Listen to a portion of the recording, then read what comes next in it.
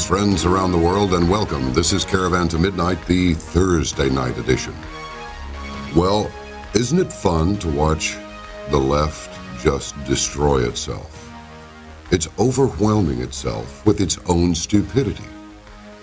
And here we have CNN's all upset. Isn't it interesting? Ted Turner, I suspected he was, well, a little touched when he launched his network back in the 80s. And he came on with this ad, and he's talking about fresh news. He marries Jane Fonda. I know she's sorry about going to North Vietnam and posing, sitting on the cannon, and all that stuff, but sorry, Jane. Sorry. It's not going to get it. It's just round and round and round and round. So now they're all upset because somebody made a meme. I think it's funny. In fact, I think we should all make memes.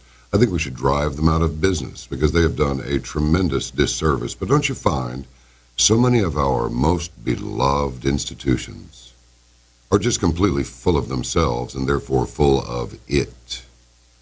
Take this, for example. Orange County, by the way, has just ended a 23-year-long bankruptcy as Illinois and Maine struggle to avoid defaults, right?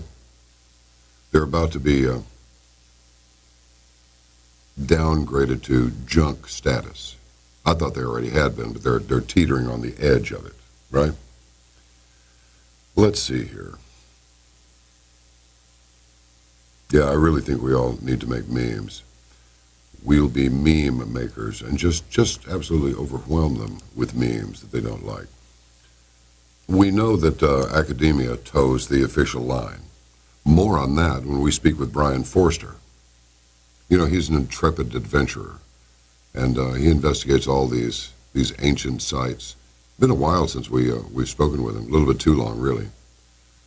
But can't rock the boat in the medical community. Oh, no. Interestingly, this is interesting. I think it is. Dentistry. Remember when I told you when my dentist complimented my gums, he said, what are you doing? Look like a healthy 20-something-year-old. So I'm like, you don't really want to hear the answer to that one. I told him I quit using toothpaste with fluoride in it and got one of our, carry them on the site, our groovy toothbrushes that blow little negative ions through them. You don't even use any toothbrush with that brush because if you do, it'll keep the ions from coming through. So you brush your teeth twice. He didn't say anything. It's like it went right past him. However,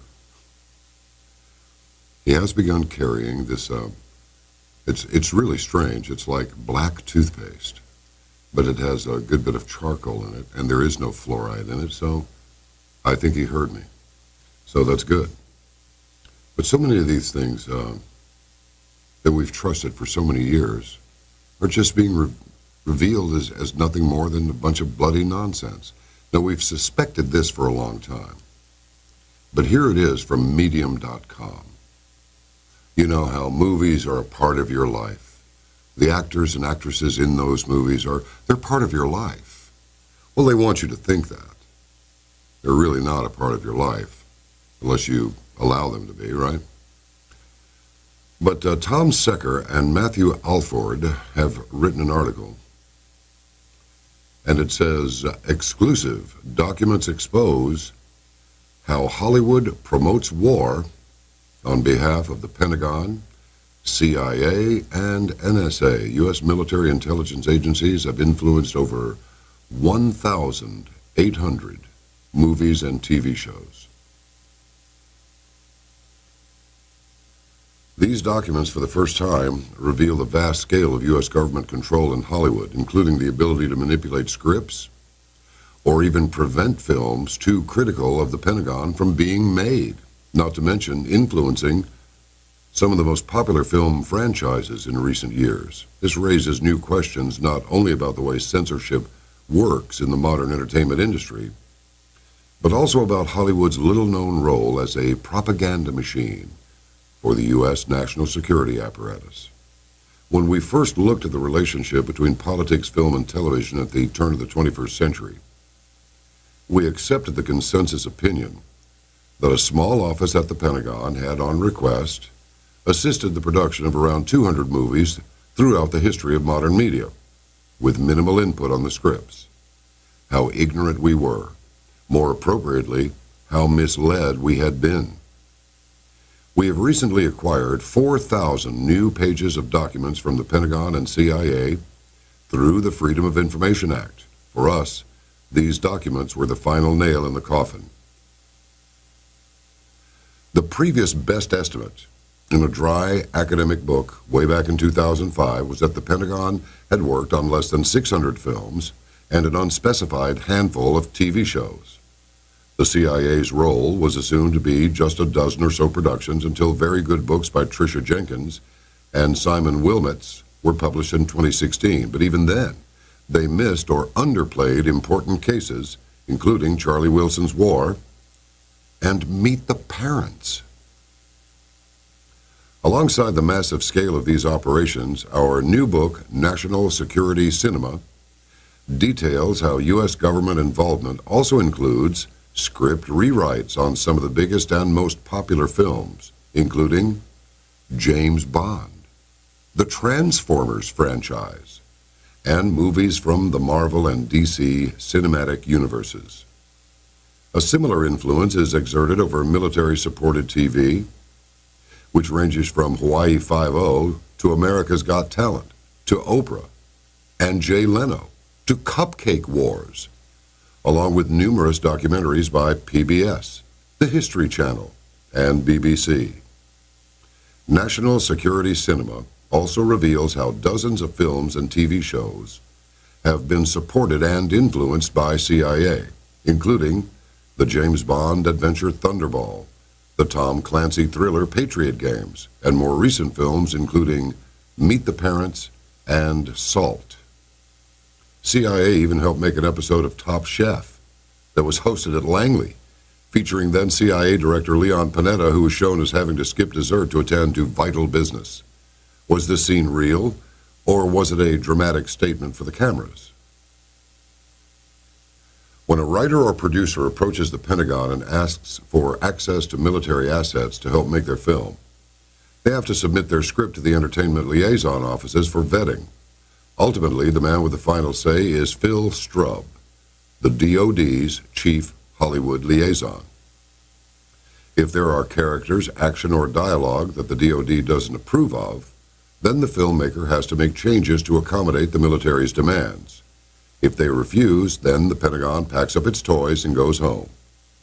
To obtain full cooperation, the producers have to sign contracts, production assistance agreements, which lock them into using a military-approved version of the script. This can lead to arguments when actors and directors ad-lib or improvise outside of this approved screenplay.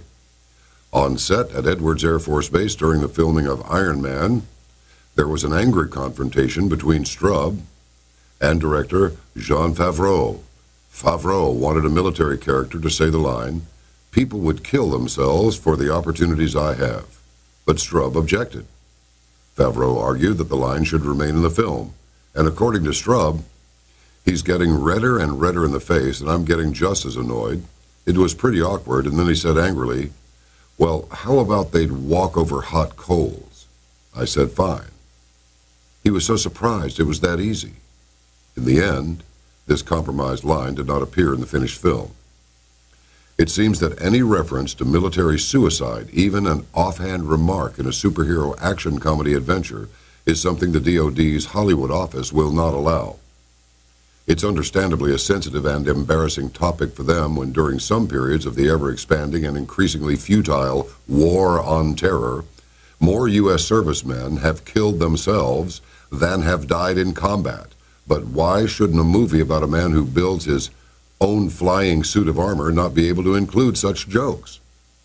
Another one-line quip that was censored by DoD came in the James Bond film Tomorrow Never Dies, When Bond is about to halo jump out of a military transport plane that's high altitude, low opening, they realized he's going to land in Vietnamese waters.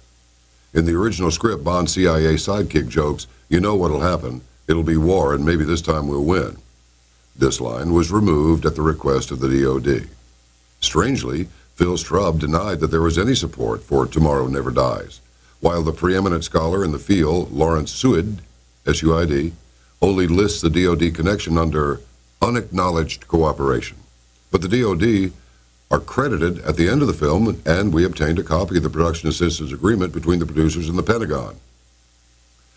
Vietnam is evidently another sore topic for the U.S. military, which also removed a reference to the war from the screenplay for Hulk from 2003.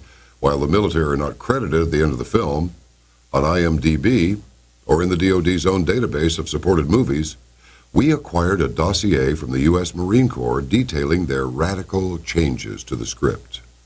This included making the laboratory where the Hulk is accidentally created into a non-military facility, making the director of the lab an ex-military character, and changing the code name of the military operation to capture the Hulk from Ranch Hand to Angry Man. Ranch Hand is the name of a real military operation that saw the U.S. Air Force dump millions of gallons of pesticides and other poisons onto the Vietnamese countryside, rendering millions of acres of farmland poisoned and infertile. They also removed dialogue referring to all those boys, guinea pigs dying from radiation and germ warfare, an apparent reference to covert military experiments on human subjects. Wow. The documents we obtained further reveal that the Pentagon has the power to stop a film from being made by refusing or withdrawing support. Some movies such as Top Gun, Transformers, and Act of Valor are so dependent on military cooperation that they couldn't have been made without submitting to this process. Others were not so lucky. The movie Countermeasures was rejected by the military for several reasons and consequently never produced. One of the reasons is that the script included references to the Iran-Contra scandal, and as Straub saw it, there's no need for us to remind the public of the Iran-Contra affair. Similarly, Fields of Fire and Top Gun 2 were never made because they couldn't obtain military support, again due to politically controversial aspects of the scripts. The soft censorship also affects TV. For example, a planned Louis Theroux documentary on Marine Corps recruit training was rejected, and as a result was never made. It's impossible to know exactly how widespread this military censorship of entertainment is because many files are still being withheld. The majority of the documents we obtained are diary-like reports from the entertainment liaison offices, which rarely refer to script changes and never in an explicit, detailed way. However, the documents do reveal that the DoD requires a preview screening of any project they support and sometimes makes changes even after a production has wrapped. The documents also record the proactive nature of the military's operations in Hollywood, and that they're finding ways to get involved during the earliest stages of development when characters and storylines are most easily shaped to the Army's benefit. The DoD's influence on popular culture can be found at all stages of production, granting them the same kind of power as major studio executives. Wow. Now that's just the military. And here's a little bit more. Despite having far fewer cinematic assets, the CIA has also been able to wield considerable influence on some of the projects they've supported or refused to support. There's no formal CIA script review process, but the agency's long-serving entertainment liaison officer, Chase Brandon, was able to insert himself into the early stages of the writing process on several TV and film productions. Chase Brandon, you remember him. The Kryptos Conundrum. I spoke to him on Coast to Coast AM. Spoke to him on this program, too. Unbelievable. Brandon did this most prominently on the spy thriller The Recruit, where a new agent is put through CIA training at The Farm, an obvious vehicle for inducting the audience into that world and giving them a glimpse behind the curtain. The original story treatment and early drafts of the script were written by Brandon, though he's only credited on the film as a technical advisor.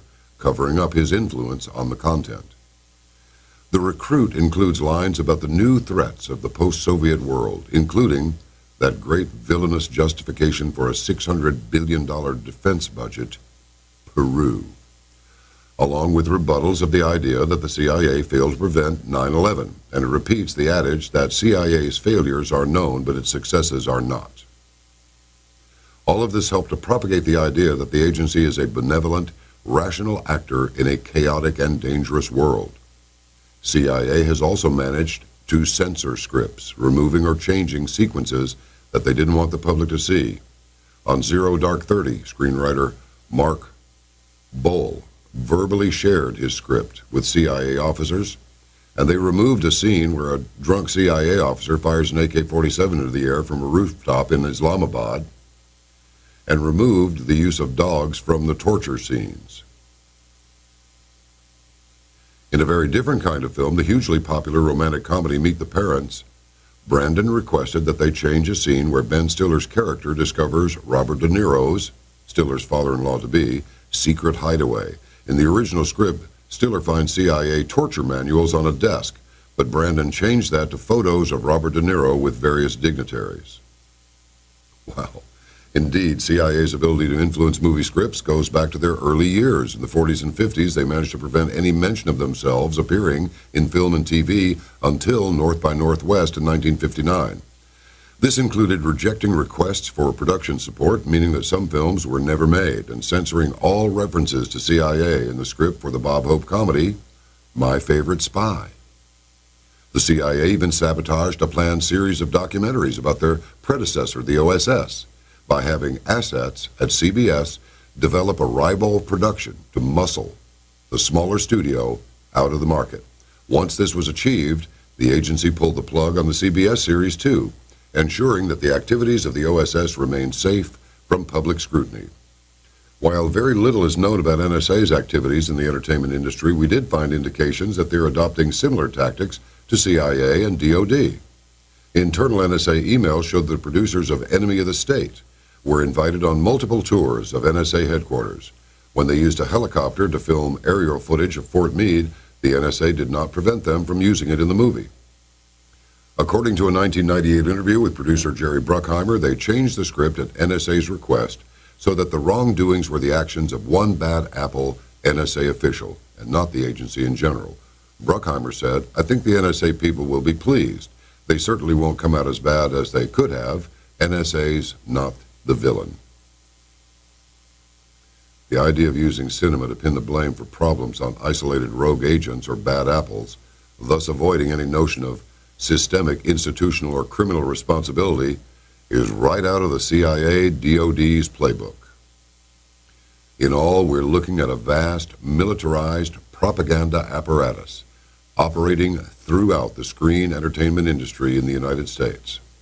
It's not quite an official censor, since decisions on scripts are made voluntarily by producers, but it represents a major and scarcely acknowledged pressure on the kind of narratives and images we see on the big and small screens.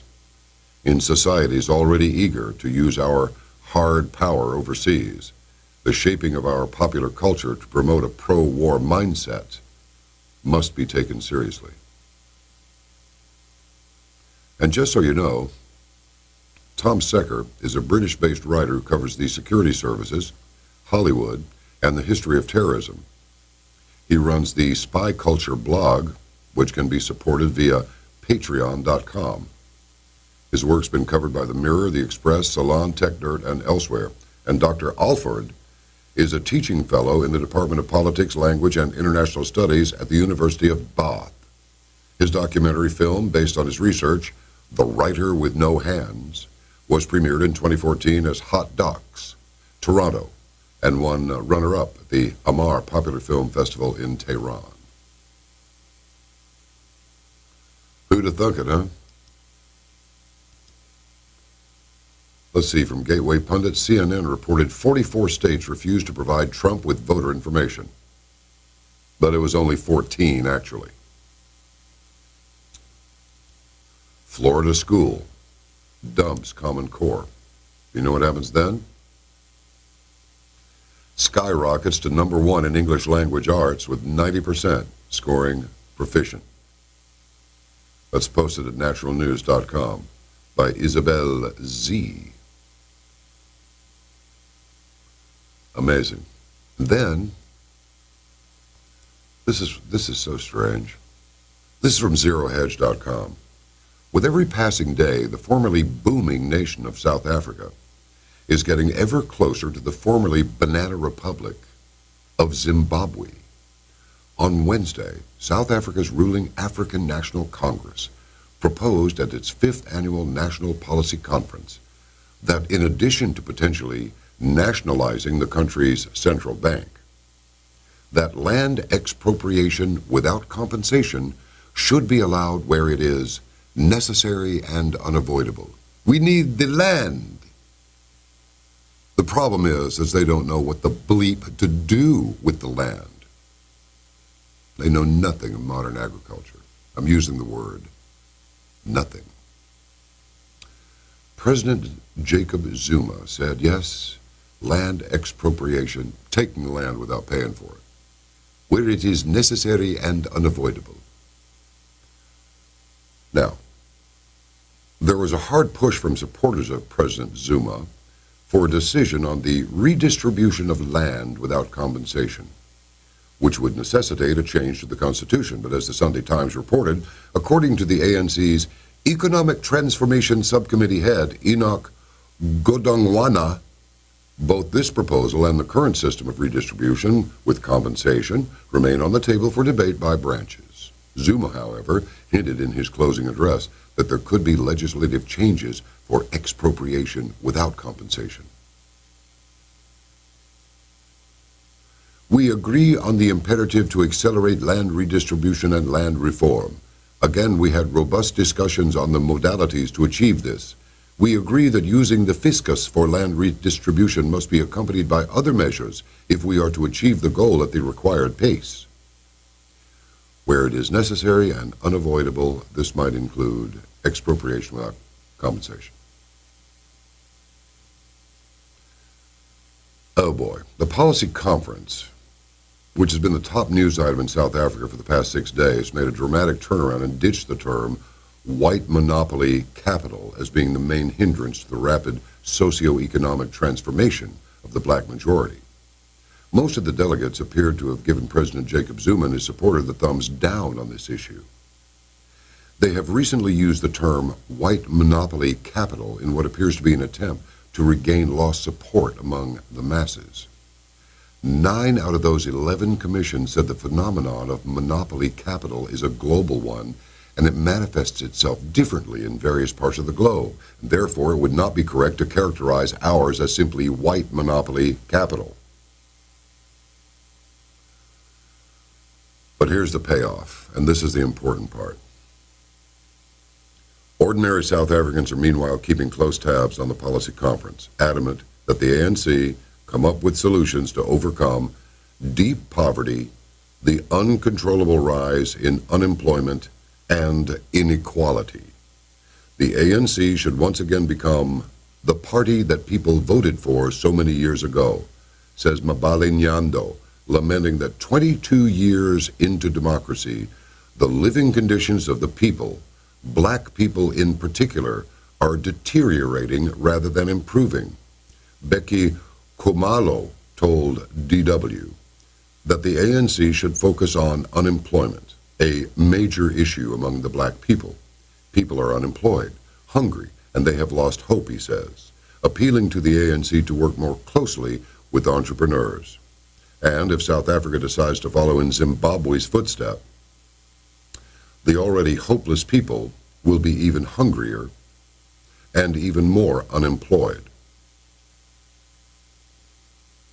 But that doesn't stop this 500-pound bag of pus, I can't really tell. This would qualify as the third gender, I'm thinking. He's got F white people. This is posted on Vessel News, but it comes from RT. Now get this. F white people. Art is not racist. Rules court. A Cape Town magistrate's court has ruled that an art poster with the words F white people scrawled all over it is not racist, or that it amounts to hate speech, since it seeks to address the problems caused by a white-dominated society. Now riddle me this. When you got 40 to 60 million black people and 4 to 6 million, and that's a stretch, white people, how is it possible that it's a white-dominated society? You got a black president, you got the African National Congress, which, by the way, is just the Communist Party in blackface. So this poster covered in the words, it doesn't just say F, it's got the whole word on there, white people. There's an asterisk where the U goes. All in capital letters, along, it does in the article, at least not on the shirt, along with a chair and a pair of golden shoes, is on display at the Iziko South African National Gallery as part of the Art of Disruptions exhibit. The artist behind the poster, that would be the 500-pound globule of pus, is Dean Hutton, a student at the University of Cape Town, who is white, by the way.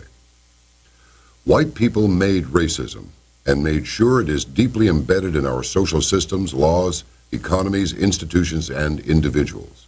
This is what the moron, Dean Hutton, has written. Predictably, the artwork has proven controversial. Earlier this year, activists from the Cape Party, a political formation seeking independence for the Western Cape Province, covered up the poster with a banner saying, "Love thy neighbor." The Cape Party also filed a lawsuit against the Iziko Gallery, claiming it was tantamount to hate speech and incited racism under the Promotion of Equality and Prevention of Unfair Discrimination Act. It sought 150,000 rand, it's about $11,190 in damages, a restraining order against any more such works, and an apology from the gallery. But at the Equality Court in Cape Town Tuesday, Magistrate Daniel Thulare ruled the piece was protest art against the social power structures in South African society rather than white people as such. So the Mail and the Guardian quoted Thulare as saying in his ruling, "For reasons I have already given in my understanding of Hutton, I am unable to find that what they said amounts to advocacy of hatred and of and for white South Africans based on their race, which hatred constitutes incitement to cause harm." Well, the ruling was welcomed by Iziko's lawyer, Jeremy Clerk. The Times reported, "This is a landmark decision. It came to the defense of freedom of speech, and it came to the defense of artistic expression." As expected, the Cape Party had a different reaction, and here it is. Jack Miller, party leader, said in a statement quoted by the Times, "It is beyond belief that such a simple and obviously offensive statement could be so misinterpreted and condoned in a court of law. Today, F white people is art. Where is this country going? We must strive for its complete dismantling of the systems of power that keep white people racist. What we must strive for is complete dismantling of the systems of power that keep white people racist." I mean, does that even make any sense? The Mail and Guardian reported Hutton as saying, well, it's a moron. Of course, Hutton's a moron. So obviously it's not going to make any sense. The art student added that while some white people may be offended by the poster, they should learn to F the white in you too. Hutton pointed out that Zama Mthunzi, a black student at the University of Witwatersrand, was threatened with expulsion after wearing a shirt with F white people written on the back. Hutton said in a statement, none of the complaints against Mthunzi said anything about the front of the t-shirt, which read, "Being black is S, H-I-T. But I can do it. That is white privilege." For much of the 20th century, South Africa was ruled under a system of apartheid, which oppressed and excluded its black and Asian citizens from many aspects of everyday life. It officially ended in 91, and since then, the country has portrayed itself as a rainbow nation, but it has also struggled at times to give a peaceful balance between its black majority, its white descendants of European settlers, as well as immigrants from elsewhere in Africa and other minorities. And that is just a cop-out of a kiss-off line. Because there is murder absolutely everywhere there. And the more white people they murder, because they want the land, the more of them starve to death. It's just the way it is. And not only are they murdering the farmers, the ones that are feeding them. They pulled the same thing in Zimbabwe. They went, they had to go up there and kill the white farmers. So then Robert Mugabe, that genius, country begins starving. So they call the white farmers back. Help us. We need for you to help us. So they come back. A few years go by, they killed them off again. And they began to starve again. And then they called them back for a third time.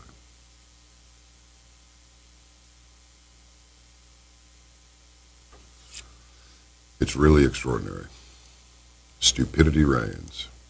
It really does.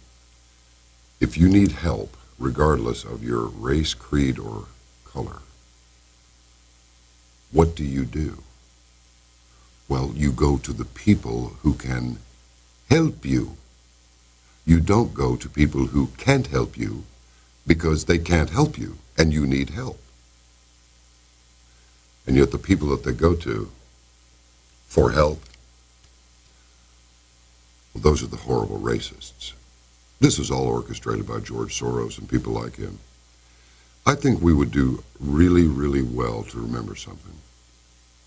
That the frustration that we feel when we see the antics of CNN and MSNBC, all these ludicrous complaints and protests and against a duly elected president. Now the idiot Democrats want to have him declared mentally incompetent. The only people I can see, other than John McCain and the Republican side of things, who are mentally incompetent are those who make up the Democrat Party and the left. I mean, the next thing that Nancy Pelosi is going to do is start drooling. She doesn't even know where she is half the time. She still thinks George Bush is president. What is this old bag still doing up there? And how about the other old bag that's even more ridiculous, that Maxine Waters? Uneducated, inarticulate, rock-dumb moron. Out of California. Which is increasingly positioning itself as a sanctuary state. As if it's not broke enough already. Maybe Jerry Brown is actually the most horrible racist of them all. Maybe what he's trying to do is lure all the immigrants he can into California and then let the Oroville Dam bust. I mean, who knows? These people are megalomaniacs, and there's really no way to know what they want to do until they've done it, and then we know. So, I really mean this. Human beings really cannot orchestrate this level of stupidity, this insanity, this ongoing confusion, including wars. Really, what motivates this group of people and this group of people to go at each other and just chop each other up, guts and blood and kids and boys and girls and everything else? I mean, what kind of insanity is that when you want to take your group of people, and they've got their group of people, and you want to just go at each other and destroy each other? What is that? That is the perfect example of the collateral effect of a spiritual battle that's being waged in the heavens, in the skies. We can't see it, but we see the effects down here. What else but the unseen hands of evil, the unseen forces of evil,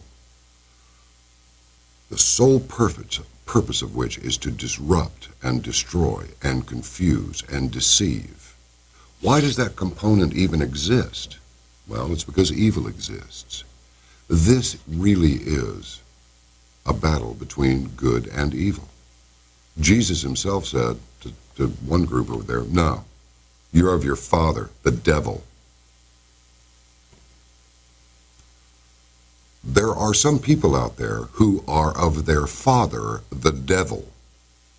They will not change their minds. They will not become soft-hearted unless they come to the Lord to seek salvation from dying in a fallen state, redemption, and forgiveness. But they're not going to do it. They're not going to do it. They mock Christ. They mock God. They go to their graves here on this earth mocking God. Until we get to the other side. If then, we won't know what becomes of the little souls that dwell within those bodies, the same way that each of our souls dwell within our own individual bodies. We won't know. There's a lot of stuff out there we don't know. But one thing we do know, and that is, as I've said, deceit, confusion, and falsehood is at an all-time high. When you have people going after, at first he was identified as being 15 years old, but I don't think he is. There are reports that have surfaced that this meme poster criticizing CNN on a spectacularly high level, to my delight, frankly, is actually an adult and has done this kind of stuff before. But what does it matter? CNN's going after him, using all the power at their disposal to go after him. Well, it doesn't change the fact that you're a bunch of lying bastards, does it? Why don't you come after me? I'd really like that. I really would. Because then there's going to be all that discovery. And I'll have you in deposition until hell freezes over. But I think you're a bunch of phonies. My opinion is you're a bunch of frauds. You're an embarrassment to your profession. You don't have a profession except one. You're not just whores. You're cheap whores. You're not going to do it, are you? Because you know that I know.